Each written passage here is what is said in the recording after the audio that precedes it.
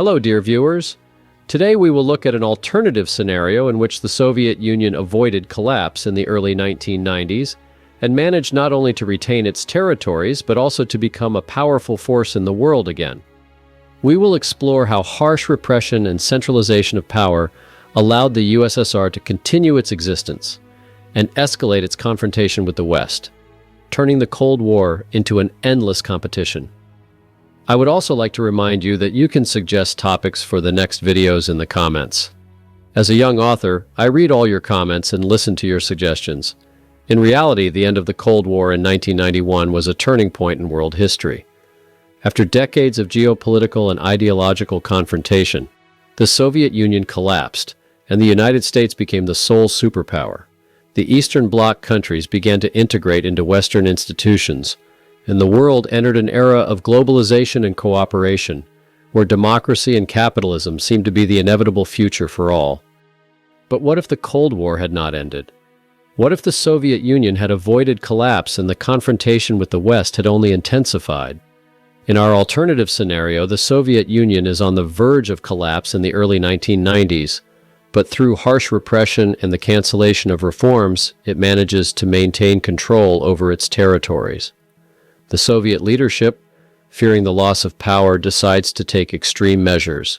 The security forces actively use military force to suppress protests and riots in various republics. Tanks enter capitals, and leading leaders of national movements are arrested or go missing. The media is fully controlled by the government, and any mention of independence or autonomy is heavily censored. Attempts by republics to gain independence, such as Lithuania, Latvia, Georgia, and Ukraine, are met with unprecedented levels of violence. Lithuanian and Latvian pro-independence demonstrations end in bloody crackdowns, sending a signal to other republics that resistance will be futile. In Georgia, troops are brought in and all national leaders are declared traitors. In Ukraine, security forces organize mass arrests of activists, which only increases the level of fear among the population. Gorbachev remains in power, but his political influence is rapidly declining. Reforms that once promised a new era of openness are halted, and the policies of glasnost and perestroika fade away. At this stage, a young and ambitious Vladimir Putin, a former KGB officer, emerges on the political scene supported by conservative security forces. Putin gradually strengthens his position, actively using his ties to the military and intelligence services, as well as propaganda, to gain popularity among the population. After a series of internal intrigues and manipulations, Putin seizes power, becoming the new leader of the Soviet Union. He concentrates both political and military power in his hands, quickly eliminating any opposition elements. Gorbachev is removed from power and remains under house arrest as a symbol of old, weak politics. Putin announces a new course to restore the strength of the Soviet Union. He cancels all reforms that could have led to decentralization of power and begins a rigid policy of centralization and tightening control over the republics. The policy of glasnost completely disappears, and the media is brought under even stricter control. Party organizations are given more powers to surveil the population, and new KGB units are created to suppress dissent. Putin is also launching a massive propaganda campaign aimed at restoring national pride and reviving the image of the Soviet Union as a great superpower. He's using symbols, military parades, and films to convince the population that the Union is returning to its former greatness and power. Any opposition is brutally suppressed, and denunciation and surveillance become everyday tools of control. Economic reforms that attempted to operate on market principles are completely reversed, and enterprises are brought back under tight state control. This leads to an even greater shortage of goods, and the economy plunges into crisis. People are forced to stand in long queues for basic foodstuffs, and there is a growing sense of discontent that cannot be expressed due to total control and repression. Vladimir Putin is installing an authoritarian regime that seeks to restore the greatness of the USSR at any cost, regardless of the suffering of its own people. A new wave of control is coming to the country. Party organizations are gaining more powers to spy on the population, and new KGB units are being created to suppress dissent. The practice of denunciation was resumed, and citizens were afraid to express even the slightest doubts about government policy. The Soviet Union begins to return to an even stricter version of itself, rejecting all attempts at modernization and reform. The economy was centralized, and enterprises that had tried to operate on market principles were brought back under strict state control. This leads to an even greater shortage of goods, and the economy plunges into crisis. People are forced to stand in long queues for basic foodstuffs, and there is a growing sense of discontent that cannot be expressed because of total control and repression. The United States and other Western countries, observing the aggressive tightening of the screws in the USSR, realize that the period of peace and disarmament is over, and that the USSR can only be stopped by military pressure. The United States and NATO allies begin to build up their arsenals, expand their military presence in Europe, and invest billions in the development of new military technologies to keep up with the Soviet army. Large-scale re-equipment of armies begins, and new types of weapons are developed, including hypersonic missiles and laser air defense systems. NATO military bases are expanding in Western Europe, particularly in Germany and Italy, and new bases are being established in countries bordering the Eastern Bloc.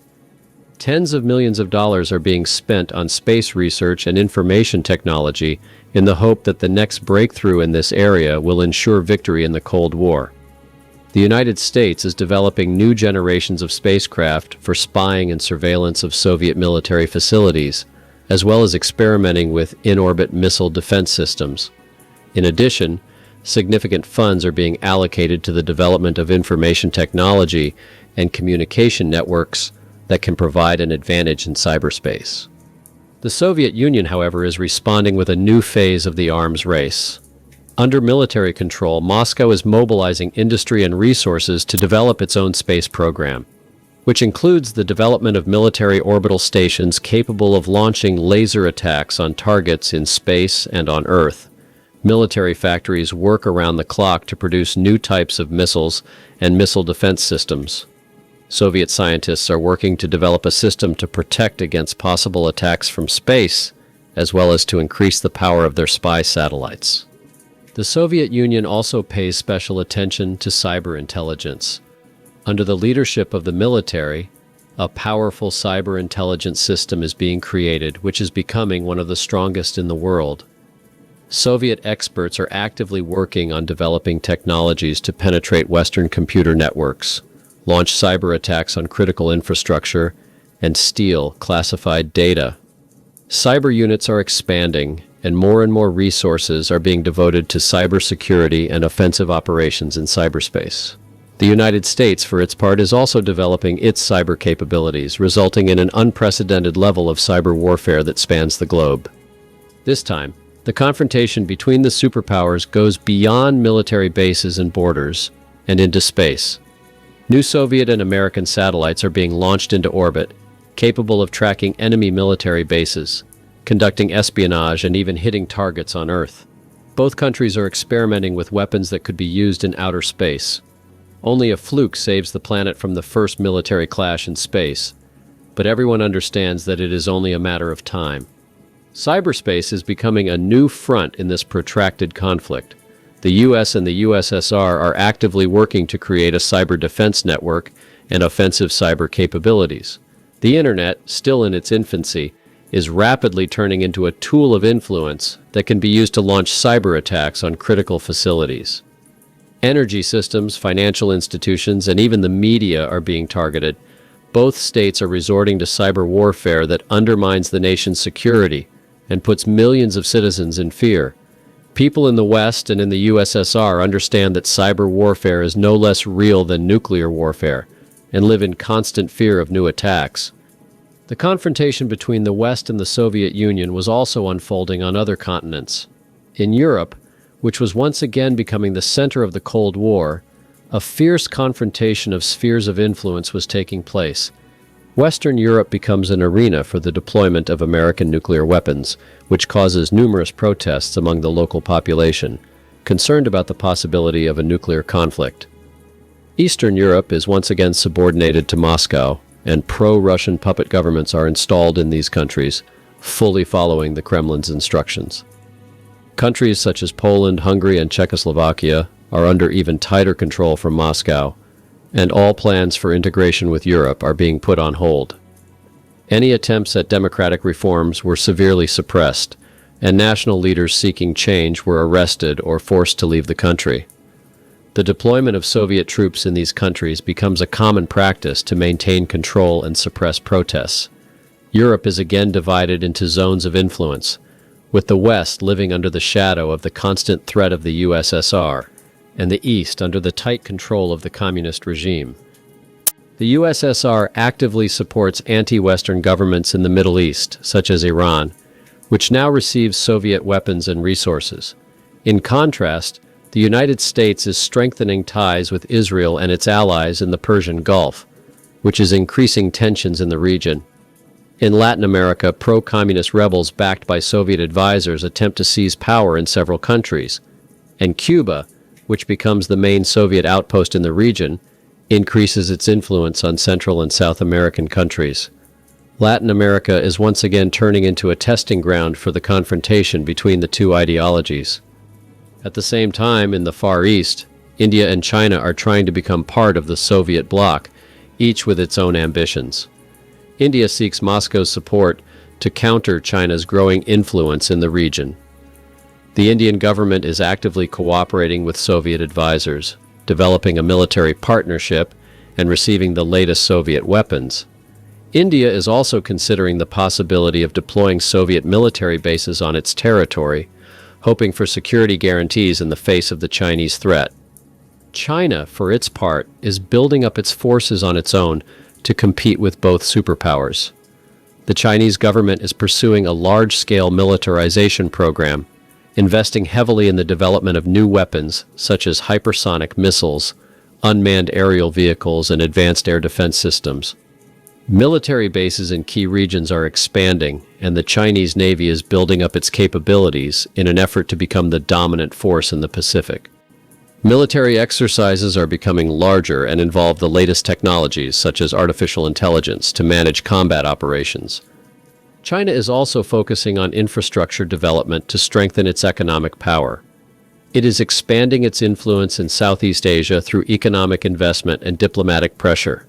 Through projects such as the Belt and Road Initiative, China is making lucrative deals with neighboring states, providing them with infrastructure loans and assistance in exchange for strategic resources and political support. The Chinese authorities are expanding their presence in countries such as Myanmar, Laos, and Cambodia, where investments in large infrastructure projects are increasing these states' dependence on Beijing. China is also creating its own alliances, trying to balance between the Soviet Union and the United States, playing on the contradictions between them. China uses its role as a mediator in diplomatic negotiations, trying to maintain neutrality and at the same time benefit from both sides. Beijing concludes agreements with the Soviet Union on military assistance and technological exchange, while maintaining economic ties with the West. The Chinese are actively supporting pro-Chinese movements in neighboring countries, expanding their influence through cultural diplomacy, the spread of Chinese media, and the creation of educational programs that promote the idea of socialism with Chinese characteristics. In response to the threat posed by the Soviet Union and the United States, China began to develop its own space program in an effort to secure a strategic advantage in outer space. They launched new satellites for surveillance and communications, and begin to develop space defense technologies, including systems capable of engaging enemy spacecraft. The Chinese government has managed to attract the best scientists to this program, creating an ambitious project that puts China on a par with other space powers. Thus, China is becoming an important third force in the global conflict between the Soviet Union and the United States, constantly strengthening its military, economic, and political position. They use every opportunity to expand their influence and are actively preparing for a possible confrontation with both superpowers if the diplomatic balance changes not in their favor. India, in turn, is trying to increase its influence in the region by creating military alliances with neighboring countries and concluding mutual assistance agreements. This leads to a steady increase in tensions in the region, where each of the major powers seeks to consolidate its position and use smaller countries that do not have significant influence in the global community as a springboard to strengthen its geopolitical ambitions. The region is turning into an arena of complex power play, where local governments are forced to balance the promise of economic gain with the risk of falling under the control of a superpower. At the same time, the two superpowers are engaged in a fierce ideological struggle, seeking to prove that theirs is the only right way for all mankind. The USSR is actively spreading the ideas of socialism through cinema, literature, propaganda materials, and supporting pro-communist movements around the world. The United States, for its part, responds with propaganda about human rights, freedom of speech, and democracy, convincing the world of the benefits of the capitalist system. Both states believe that their ideology will win them most allies and ultimately win the Cold War. The Cold War, which could have ended in 1991, is now turning into an endless confrontation where humanity is constantly teetering on the brink of global catastrophe. The world does not know peace. Every new year brings only new stages of the arms race, new geopolitical conflicts, and new anxieties for millions of people. A story that could have ended in peace and prosperity has turned into a constant fear and tension, in which the whole world remains hostage to the Cold War, which now threatens to destroy everything that humanity has tried to build. Chaos and war would have been in store for the world if the Cold War had not ended in time. Thank you for watching. If you are interested in this topic, be sure to check out our other videos about how the Soviet Union could have taken over the world, or how the war in Afghanistan could have ended if the USSR had won.